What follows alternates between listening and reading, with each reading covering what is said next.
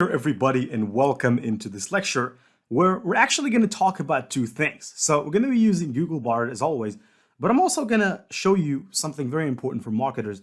Now, I know that if you're marketers watching me right now, you know what I'm talking about already, which is the customer persona.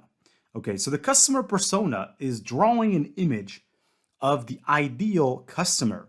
Now, I used to believe that these things didn't work, but not until I started creating products or selling products as an affiliate that I understood that this part is the most critical part of every marketer's journey, is understanding, is putting up, like I would say, an ideal fictional character of the character that you want to sell the product to.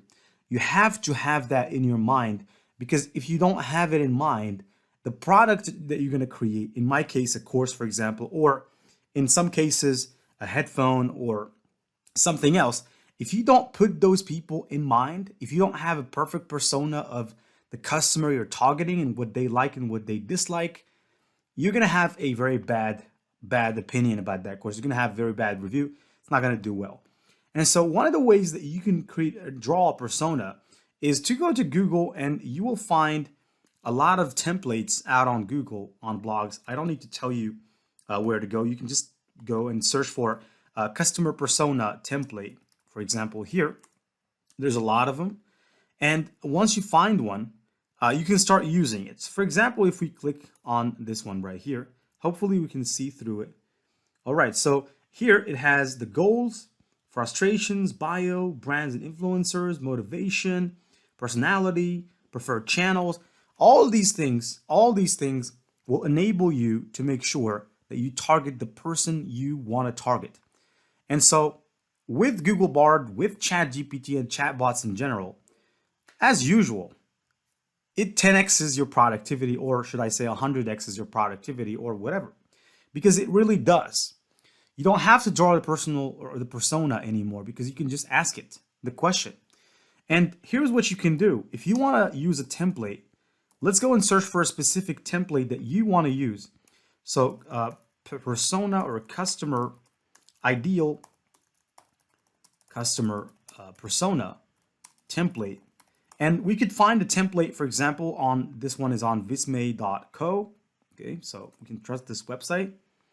And if I go inside, so here there's a template. I can copy the link. Okay, I can copy the link, and like the link of this particular website, I could close the website now, and you can say, following this URL, I want you to draw a persona for a course, or for my ideal client for the prior course. Okay, so here, of course, this is following the previous lecture where we discussed how to create a course outline. Now here, it's basically going to tell us what are the best people for us to target. Now, don't take it as it is. So our target is not just Sarah. We're not just going to go to the world and target Sarahs of the world that are aged 35 and stay-at-home moms. No, we're actually going to target all the people that look like Sarah, that feel like Sarah, that are feeling or having the same problem as Sarah. So Sarah is just, should I say, an image of the rest of the customers that we can apply to the rest of the customers. So here, it is basically telling us the profile. So name, Sarah, or you could say X, age 35, occupation, stay-at-home mom, location, suburbs of a major city, income $100,000, education, bachelor's degree in psychology, and marital status, married with 2 children. Challenges: Sarah is feeling overwhelmed and stressed. She's having trouble communicating with her husband and children. She's also feeling anxious and depressed. Her goals is to improve her communication skills. She wants to learn how to resolve conflict more effectively. She also wants to reduce her stress, which is good for her mental and emotional health. Pain points: Sarah feels like she's failing as a wife and a mother. She's worried that her marriage is falling apart, and that her children are suffering. She's also feeling hopeless and like she can't do anything to improve her situation. Motivators: she's motivated to improve her situation. Of course, that I already know that. We already know that. It's for their family. Moms love their families, their children. So that's one of the biggest motivations. God bless them. God bless all moms.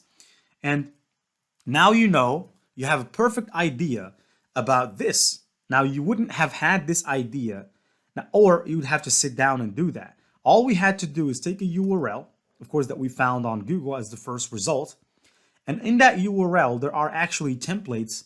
And the good thing is that Googlebard interprets these templates and it uses the templates in the website to give us the persona of the perfect customer that we're targeting. Now, without further ado, this lecture has come to an end. And in the next lecture, we're going to go ahead and view how to design a funnel that you can use to sell a specific product. Now, I'm not going to go into the technical part of showing you how to set up the funnel because there are courses for that. There's content for that. You can find it in Google. You can find it wherever you want to go. You can find that. Now, I'm going to show you the content for the funnel and also the most important thing, the architecture, because that's very important. And so let's talk about that in the next lecture. See you in the next lecture. Stay tuned.